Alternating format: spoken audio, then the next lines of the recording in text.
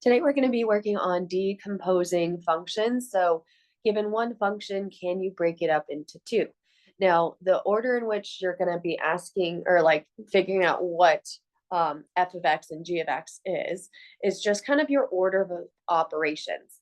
They have asked us specifically that g be on the inside. So this is going to be like your step one, and f of x on the outside will be kind of like your step two. So think about what you would do with decomposing function if you gave x to be some sort of number. So let's say x was 0 here, right? So take a look at A. Let's assign x a number. So let's say it's 0. Well, what are you going to do first if x is 0? Are you going to square root it, or are you going to subtract by 7? Well, order of operation says, okay, we're going to subtract by 7. That simple idea to make that decision, subtract by 7, that is going to be your first function. X minus 7 is that first function.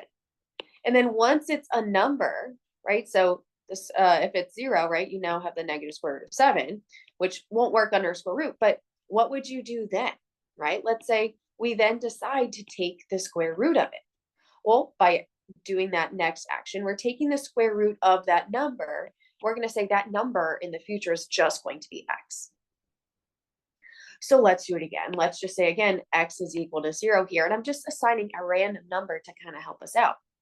So putting in a 0 in, are you going to be taking the third or the cubit, or are you going to square this whole thing first? Well, we're going to be squaring this whole, or sorry, we're going to be taking this cube of this x value. And because we're only allowed to have two functions, so they didn't say, hey, there's actually 3 functions in here. So after you square, or sorry, you cube it, so it's 0, then what are you going to do next? Well, then you're going to have to subtract by 3, or let's say it was 1 instead, right? 1 cubed minus 3 is one action. That one action then being your first function. Then after this comes out to be a number. So again, let's just, in our case, let's just say it's 1 minus 3. So we get a negative 2. It comes out, and then what's the last function you need to do? Well, now you need to square it. That simple action of squaring is going to be your new function. And you can always test it out by going backwards, by testing out f of g of x. This is saying f of x minus 7. So you'll have a square root, you big square root sign, and you're going to work this x value in.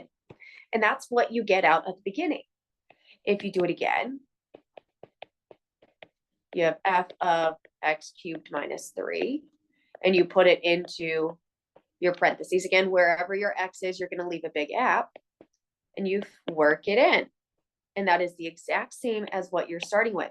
So when in doubt, try and work it out, kind of like when you factor, you can FOIL it out and see if you have the correct answer. Same thing here, just rework the problem. So again, let's just say your x value is a number, right? Let's just say it's 0. Well, 3 times 0 is 0, and then you have to add the 5. And again, there's only 2 functions going on. They didn't say it's 3. So you have to think, okay, what are the little mini actions that we are going to take? What's this whole thing under the square root that we are going to be working with first? So we can write in 0 plus 5. We add the 5. We then have to take the square root. So your first function here should be the square root of 3x plus 5. And your second one, let's say this comes out to be a number now out of the square root, then what are you left to do? Well, now you have to say it's 2 divided by this number. 2 divided by your x value. And again, if you wanted to work it back in, f of g of x, 2 over, leaving a gap, now square root of 3x plus 5. Trying again on your next one. So let's say it's just 0. So square root of 0 is 0, minus 3. Those actions happen together. and the square. So that would be your first one. Square root minus 3 all squared. That comes out to be a value. And then you can take the absolute value of it. Again, if they said you could have more functions within, then you can break it up a little bit more. Perhaps this would be 1, the square would be second, and then the absolute value sign, or same thing here. So there could be, at most you can have, should be about 3.